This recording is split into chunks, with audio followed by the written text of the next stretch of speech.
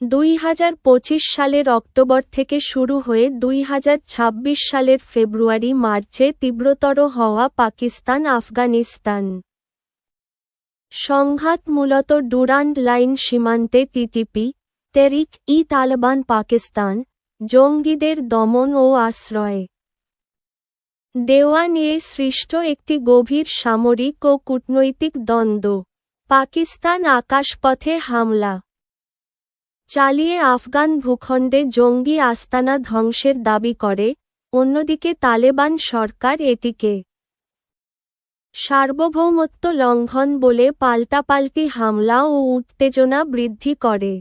মূল বিষয়সমূহ সংঘাতের কারণ পাকিস্তানে টিটিপি জঙ্গিদের হামলার বৃদ্ধি এবং আফগানিস্তানে তালেবান কর্তৃক তাদের আশ্রয় দেওয়ার অভিযোগ। সাম্প্রতিক পরিস্থিতি 2026 ফেব্রুয়ারি ও মার্চ মাসে পাকিস্তান বিমান অভিযান পরিচালনা করে, যা অপারেশন গজব লিল হক নামেও পরিচিত।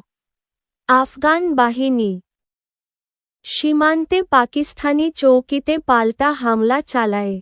উত্তেজনা এটি 2021 সালে তালেবানের ক্ষমতা গ্রহণের পর অন্যতম ভয়াবহ সীমান্ত সংঘাত।